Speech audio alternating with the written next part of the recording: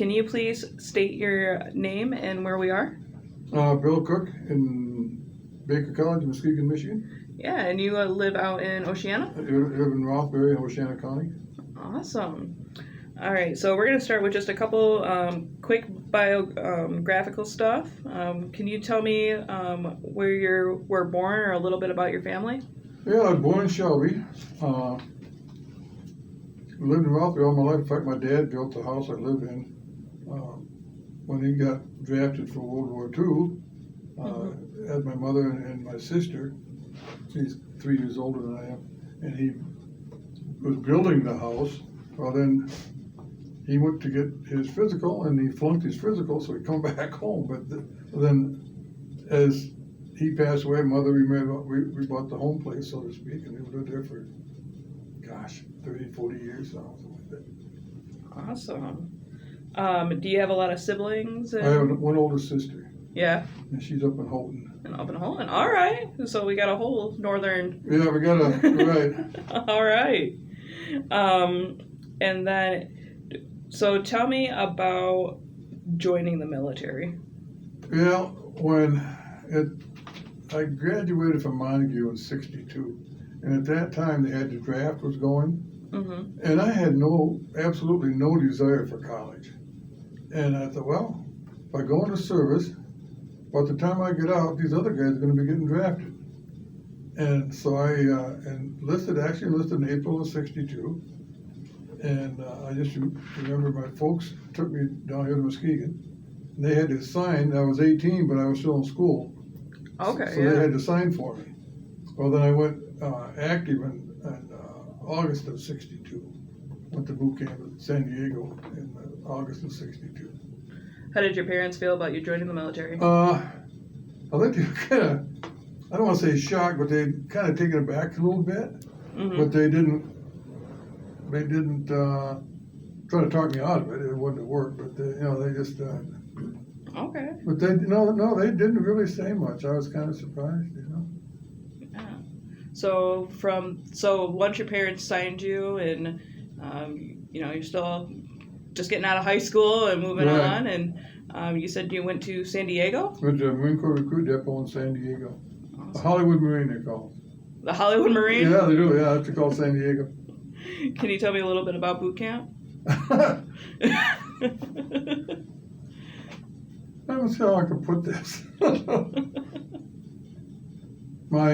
be honest with you, it's a shock to your system. Let's put it this way: when the DI first comes on, they had what they call cattle cars, like a trailer. They picked us up from the airport, and your first night is it's a whirlwind because the yellow footprints and all that stuff you hear about. You're on them, and you're getting your haircut, you're getting clothes. I mean, we were up till 3, 4 o'clock in the morning. To get all this stuff done, and at the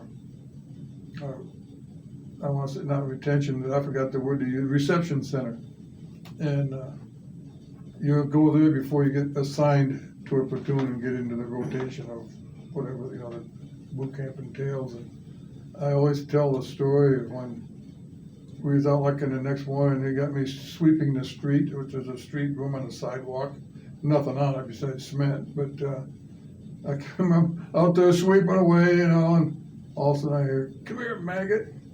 I go, "Oh, that's not me. Come here, turd," The little moron. Next thing gosh, I wonder who he's talking to. Well, it was me because he got me by the collar. But I can't say I enjoyed boot camp, but I don't know anybody that went through boot camp didn't laugh about it afterwards. There was a lot of funny stuff that. Bill, why did you decide to go into the Marine Corps versus the other branches? Well, I had a cousin who was in the Marine Corps, and I liked the tradition of it. Trying to think of the right word that I want to use. That the Marine Corps has, you just the pride. The pride, yeah, that's a better word. And I just felt that was what I needed to do. It was the hardest one, I think. Both physically and everything else. That you read the stories of World War II and Korea and all the battles and all that kind of stuff that went on, you know, and it's, the pride, I think, a lot of us do pride. Yeah. While you were still in basic training and camp, was there an instructor, anybody that came to mind specific, or somebody that's really stuck with you? We had they were all, Staff Sergeant Wilkinson was our senior DI, and we had a Corporal Weber and a Sergeant Martin, and they were all pretty great guys. I mean, you know, they did their job. I mean, there's the typical scream, yell, cuss, all that. You know, I mean, that's part of the game. You know. There's swearing in the military. You Oh say. my gosh! I'm kidding. What a shock to my system. I haven't been the same since. But yeah, you know, there's there's a quick story. A friend of mine that we grew up together, I mentioned to you, Larry, and I swim like a rock. Larry swims like a fish. So of course, when you get to the swimming part, I'm sinking to the bottom of the pool. I get hauled out, and we go back. You know, we get all done. We go back to our area. Well, those of us that didn't qualify had to go swim again. I think it was this Corporal Weber told me, says, switch jackets with Painter. Okay, Larry took mine, I took his. He went and qualified for me into the pool. And we kept thinking, please don't call me up for anything, and all of a sudden I hear, Painter. And I go, geez, you know. So I go up there, and the Sergeant Wilkinson, that's reminded of Staff Sergeant Wilkinson, looks at me and says, I don't know what's going on here. He said, I don't even want to know. He says, I'll check later. And that was the end of the story. I mean, he never, when Larry come back and, he says, you're qualified. They probably thought I went from a rock to the Olympics, you know, in one fell swoop. But, yeah, that was how you know, it was like Navy, you got to swim, so. I was gonna say, how's your swimming now? Just like it was then. Still a rock? Yeah, still a rock. Now I know why you didn't join the Navy. That's right, yeah. I figured I could run a lot faster than I could swim. What was your first assignment out of basic training? Camp Pendleton. I was assigned artillery, 011. Cannon cockers, if you know, that's slang term. And I was stationed there for, I got out in the end of '62 at boot camp. I got home for Christmas, boot leave. I was home for Christmas in '62, then I went to Pendleton. And I was there until '64. I did like a year, then I went to Hawaii from there. Ooh. Did you like Hawaii? You know, I hated it when I first got there. But after I was there a little bit and got to know, I loved it. I loved the weather. Weather's perfect. Okay. It's the only time first time I was ever in a rainstorm and the sun was shining, not a cloud in the sky, but raining like cats and dogs. The weather was awesome. You know, and it's beautiful country, beautiful over there. Awesome. So I know you served in Vietnam.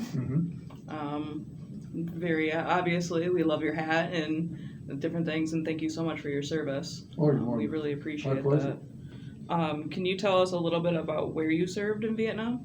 We made the initial landing in Chulai, and we went in defense of the Seabees. The Seabees were going to build the airfield at Chulai. Well, they did build the airfield at Chulai, and that's what we originally went for, was to just defense of them, I should say. But then, of course, it progressed on, you know, like it did, and I was part of Operation Starlight, which was the first major offensive the U.S. had in the Vietnam War. I learned about that later. You know, I knew it was Operation Starlight, but never thought anything other than it was just an operation that we were on. But then there was a couple more, I don't remember what the names of them were, but you know, while I was there. But that was the first major offensive that we had. And I was driving for our battalion commander at the time, and I think I did it for like a year, and it's supposed to have been 6 months, and they said, you can do it as long as you want to. And I was ready to tell him, well, I'm ready to go back to, to a regular unit, in which I actually got, before I got assigned, they said, you ready? And I said, I'm ready to go back. And they put me back in the same unit I was in California. There's still some of the same guys were there, and of course there's new, there's always rotation. But then I stayed with them until I left Vietnam. How long were you in Vietnam? A year. A year? Yeah. So I'm not as familiar with different things, so I'm sorry if some of these are obvious questions, but were you part of direct combat at SOAR, or the service support role? What was kind of your role? Well, I was in those artillery. missions? Artillery. You're right. We were supporting the Marine Corps. Everything the Marine Corps has supports the infantry. Okay. The air wing, you name it. We train in support of the infantry. And I don't care who you are, every clerk, every cook is basically a rifleman, and everybody has to go through some sort of infantry training, which we did after boot camp. We went through, 3 weeks, I think it was. Mm-hmm. The infantry themselves went longer, but us, not being an infantry MOS, we just did, I think it was 3 weeks. Just some, just typical infantry training. Mm-hmm. But then I stayed with the artillery for my whole rest of the time. Is there a memory or a story that really sticks out to you?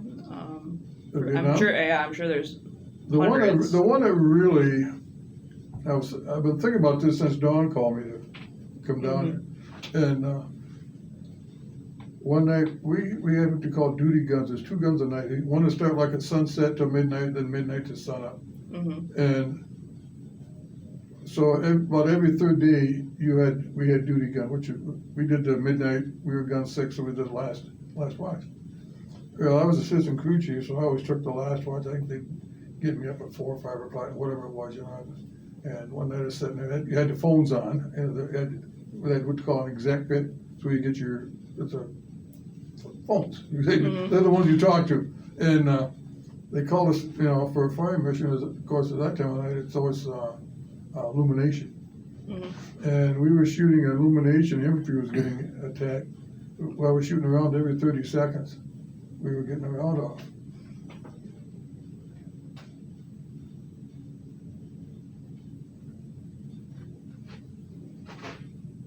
I'm sorry. Oh, no, please take your time, don't worry.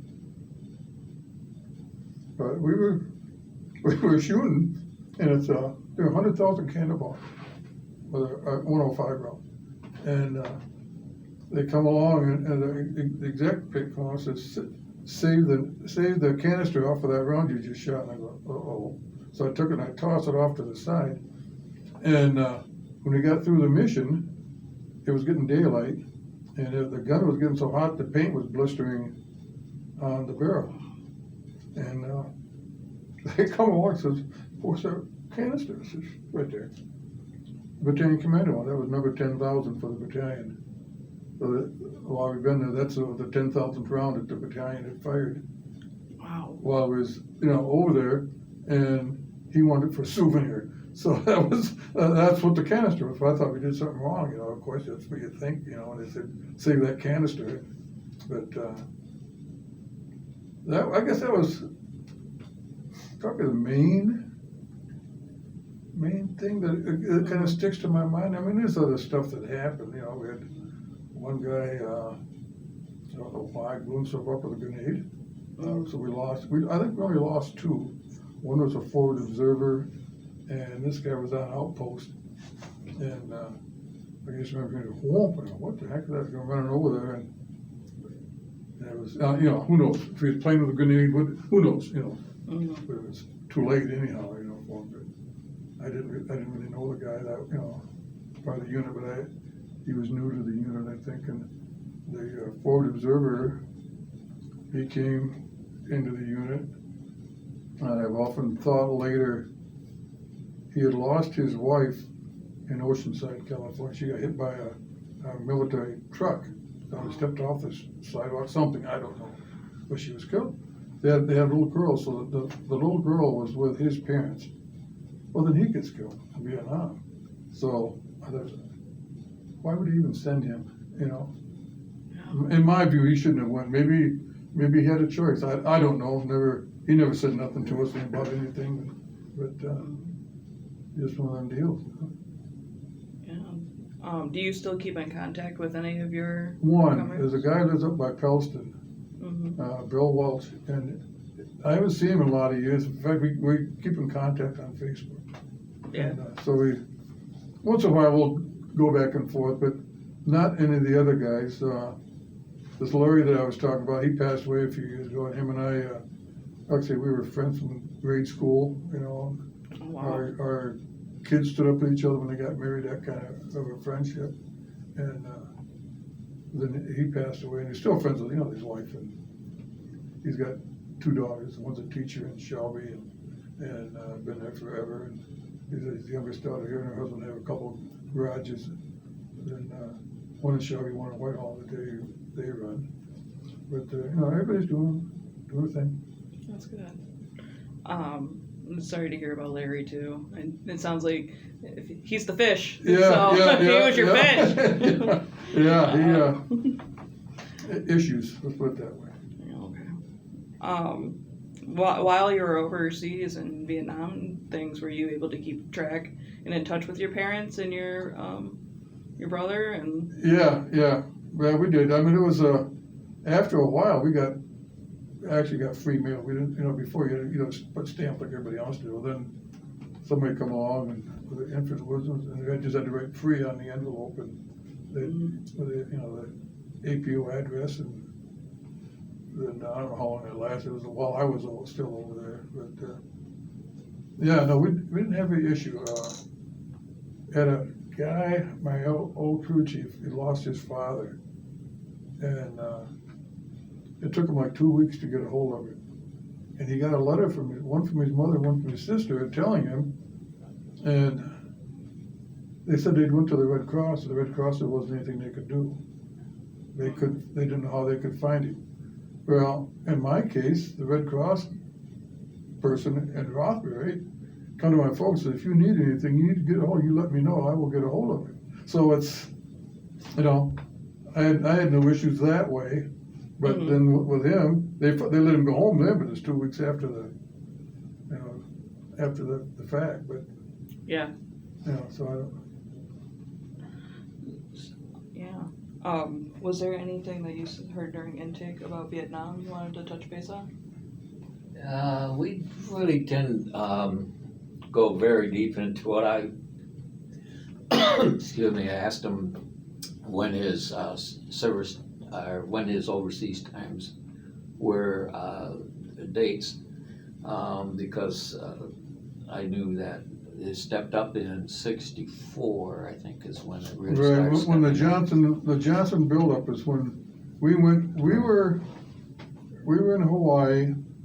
We were going to come back to California for a training exercise, and the ships were already in Pearl, and we'd already aboard the ships in Pearl, and we sat there for a month aboard ship, and the only movement we had was they moved us from the main part of Pearl over to Ford Island, and we could get off and exercise and just get off the ship, just to stretch a little bit. Yeah, we were where they had us docked at was within we could see the memorial for the Arizona Memorial was just a couple hundred yards, maybe 300 yards from where we were docked at, and but that was then we ended up when we went out with the Navy, they were going to do some gunnery practice, so we took off and went out in the ocean, and I don't know how far. We were a long ways from land. It wasn't that far, but still you couldn't see land. They did their training while they had dropped anchor for the night. Like I guess they were going to do some more like the next day or something. And we were sitting in it. We had movies introducing Alan Ladd, and at that time he'd probably been gone for a few years. But it was introducing Alan Ladd. Because we always kind of chuckled about it. Some of these old movies that they had, but. They called for special scene anchor detail, and these sailors got up and they just went running. We come back into Pearl, and I could not believe all the material, pallets and people, and those docks were empty when we left, were loaded when we got back. All the supplies, I don't know where it all come from, but it only took me a few hours to get that stuff out there. Mm-hmm. And then from there, we went to Okinawa, and then from Okinawa to Vietnam. We was in Okinawa for 2-3 months, Oh, okay.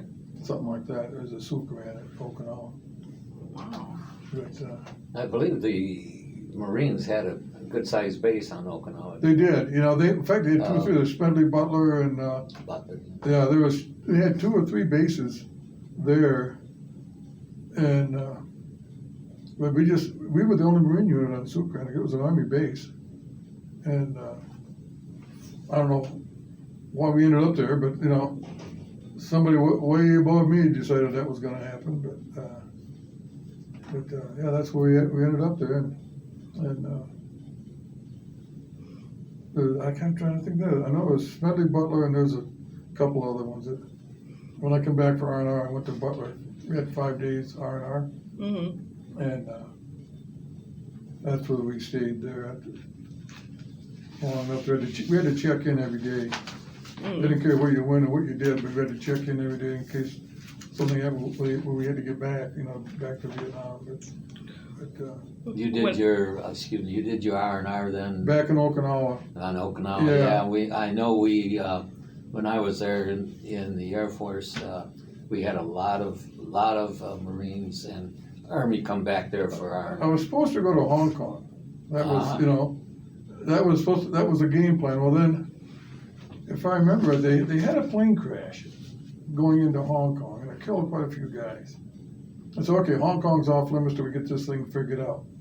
So they come along to us and say, you can either go to Okinawa or wait, maybe Hong Kong will open up again. So I said, I would go to Okinawa. The sergeant friend of mine and I, we went to Okinawa, which was kind of good. We knew our way around anyhow, it wasn't strange. But I always like to go somewhere different, just to, say, hey, I've been to Hong Kong, and so, but the way it worked out, it didn't happen. But not a big deal either. What kind of things did you do, like during your R&R and when you were off duty? What kind of stuff did you kind of do to blow off You steam? better shut that thing off. Oh, maybe not. Yes, we did. Yes, you did. All right. We will leave it at that. Yeah, leave it at that. So obviously, even after Vietnam, after your year, you went back and you spent 20 plus years of service from what we were talking about. Right. Yeah. What kind of things happened, once you returned? Can you kind of give me some highlights of what came next? Well, I come back in October. I got out in October. Mm. And I was supposed to have gotten out in August of '66. And they had, Act of Congress had put out this involuntary extension. If you were there till they said you could go home. And as it turned out, October was when I got released. Mm. And because you didn't know, they could have been there for another 10 years. You didn't know it. You knew it wouldn't be that long, but I think I was telling the story that we had I went what they call, Marine Corps calls it TAD, a temporary additional duty. Mm. I went to MPs. I was a desk sergeant on the main gate down at Camp Lejeune. And the day I was supposed to get out, this young kid come walking in, and he said, "Sir," he said, "I think I'm late." And I looked at his day, and I didn't look at the month, and I said, "Well, this is, whatever day it was, I said, "Look at the month," and this is in August. He was supposed to come back in June, and I looked at it. Why didn't you come back? Got out of boot camp, got married, and for whatever reason, infinite wisdom, he didn't come back. And he said, well, then he says, I didn't have a way to get back, so how'd you get back now? My mom and dad brought me. So why didn't they bring you back then? Well, he didn't know. And so I went out to the car, and there's mom and dad and the wife were out in the car, and I called in the main site, and he came and got him, and I don't know, whatever, you never know whatever happens to him from that. But he was such a nice kid, just didn't think straight, at that time, just fell in love and didn't want to leave his wife. And back in those days, if you was in for 4 years, you did 4 years. You might do a year in the brig, but you were still gonna do 4 good years. So you might have did 5 years on a 4-year contract. That's not that way now. They can cry a little bit and they'll boot you out, but that's, you know. So it wasn't, I didn't care, 'cause I enjoyed it. That's one of my regrets is I didn't stay in.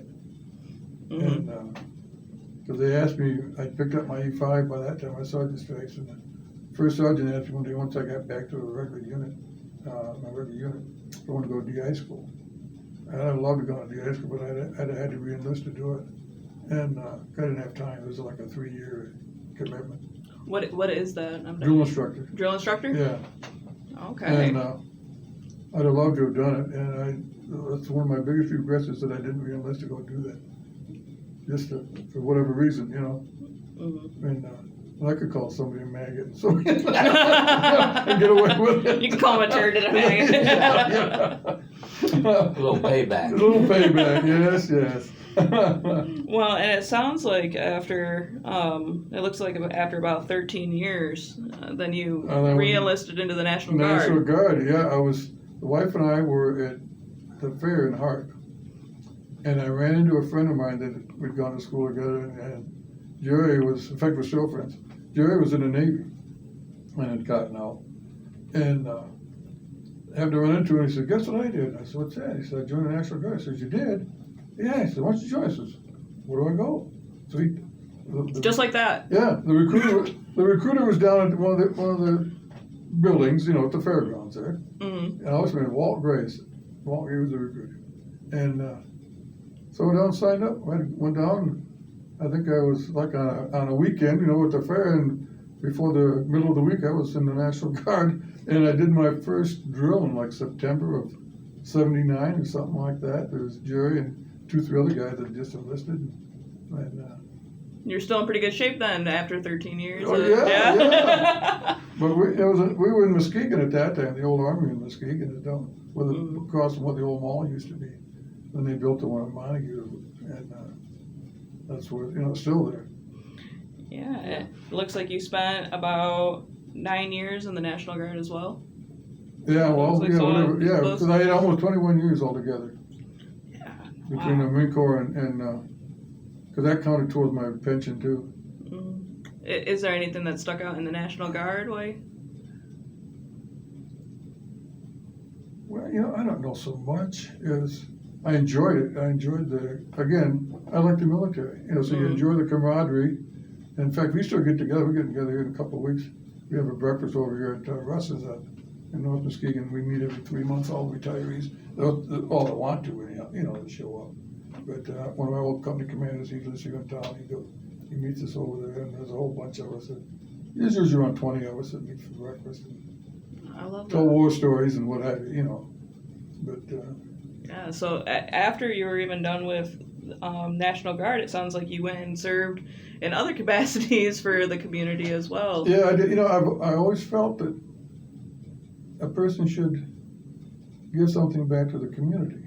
Mm-hmm. You know, whether it's raking leaves at the park or whatever the case may be. You know, that doesn't have to be military. It doesn't, you know. But I was, you know, not many people agree with me, but I've always felt that the first 2 years out of high school should be military.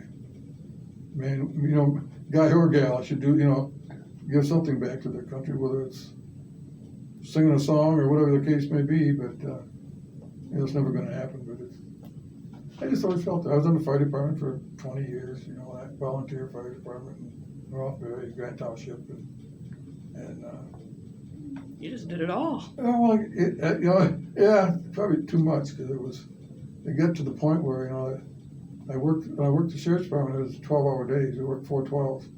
If you could get your 4 days off, it was fine. Most of the time you couldn't. You had to work overtime. Somebody calling sick or whatever. So you went from a 48-hour week to a 60-hour week real quick. But then my guard time, I got out for a year, and they called me as captain. I can't remember his name. I knew him quite well. Called me home one night, wondered if I could come back. And I said, this is my work schedule. If I can work around my 4 on, 4 off. I said every other month I wouldn't be able to be there because I work weekends. Mm-hmm. He said whatever it takes. So I went back and I said, well, let me check. So I went back to the undersheriff, told him what the deal was.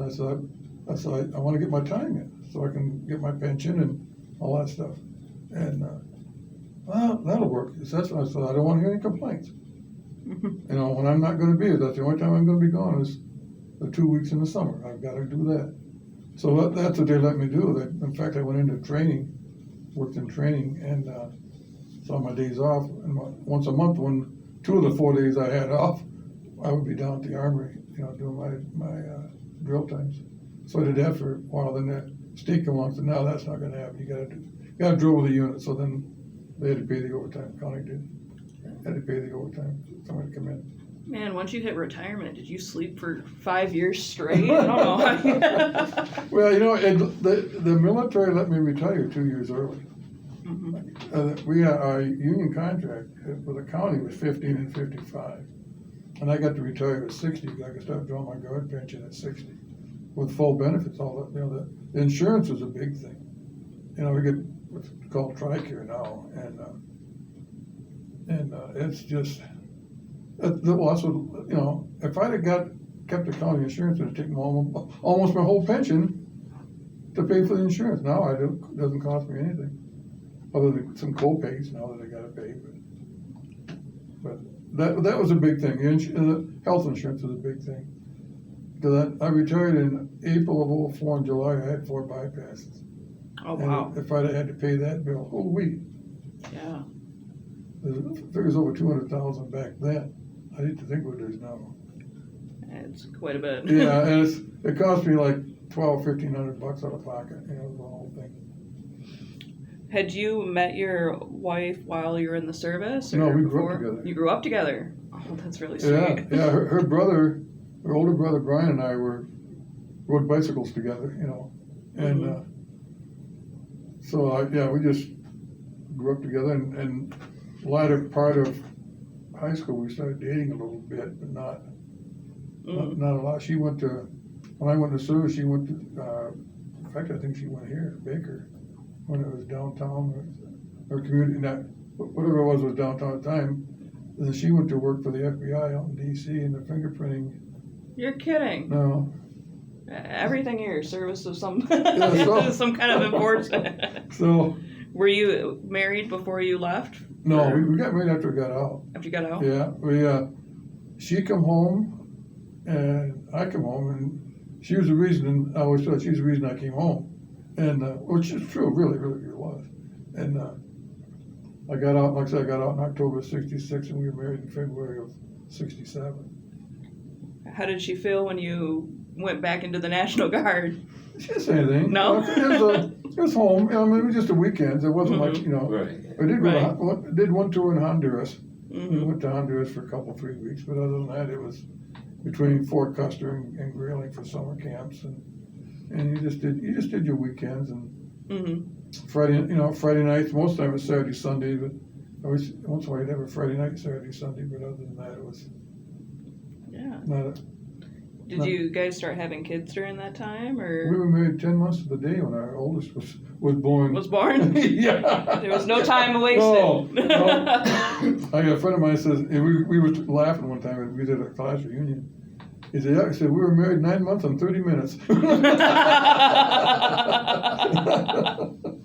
when we had our first one, I always remember him saying that. I still laugh thinking about it. But no, we got 4. Well, David's here, you know, he's doing his. And we got 3 girls and him.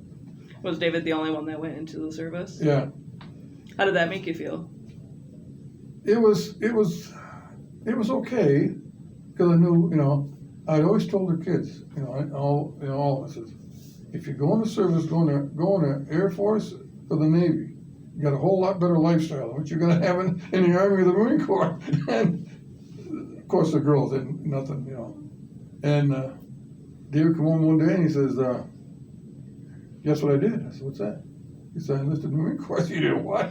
I said, I kind of had to chuckle, you know. I said, did you really? He said, yeah. So good for you. And he said, I don't know how to tell Mom. Probably about the way you told me would work, you know. So, and she didn't say anything, you know. But her dad was World War II. I mean, there's a lot of military in our family, you know, my in-laws, you know, all her uncles were all World War II. Her one uncle Bob was again a story he told later in life. He was aboard ship. He was in the Philippines in the army. They went aboard ship and they were going to invade Okinawa. They said they were sitting off the coast of Japan, or invade Japan. Seen this big mushroom cloud go up. Had no idea what it was. They turned around, put them back aboard ship, and they went back to the Philippines. And as it turned out later, it was the atomic bomb that they. Wow. They saw that mushroom cloud and go, "Holy Toledo, what a story!" That's talk about a part of history. Yeah, he is one of he's been passed away several years ago, but that's too bad I didn't have something like this going. At that time, he'd have been a good one to talk to. But Sure. My father-in-law was in England, but yeah, that was quite a story. My wife came home and told me her and her mother went down to visit him. He was at the VA in Grand Rapids, the home down there. And they went down to visit him, and he was telling them, you know, gee whiz, you know. I can't even imagine. No, I It's can't sad. Yeah, he said they didn't know what it was. Mm-hmm. Other than an explosion of some sort, you know. But yeah, it was really. So I know we've talked a lot about, you know, during your service and different things. Since you've been out, have you joined any veteran organizations? I'm going to Legion in Shelby. The Legion. I'm on a color guard for that. In fact, we just did a funeral yesterday, and Thank you up for in that. we do when COVID struck, we just about stayed home because nobody could do anything, you know. Mm-hmm. And once the restrictions were lifted, man, we were doing sometimes 3-4 funerals a week. They was trying to get all the, you know, the veteran, get the burial services taken care of. We did 3 in one day. We just go from one, you know, now it's generally about once a week. We'll get a phone call and we have like a mutual aid between all the veterans organizations in Oceana County. And I'm a life member of the Marine Corps League up in Brentwater. Mm-hmm. But I mainly stick with the Legion. With the Legion. Yeah. Good group of guys. I just enjoy their, again, camaraderie. It's a fun bunch of guys. Overall, I know we were looking at some of the different things, and it looked like you had some awards or some kind of certificates from Montague.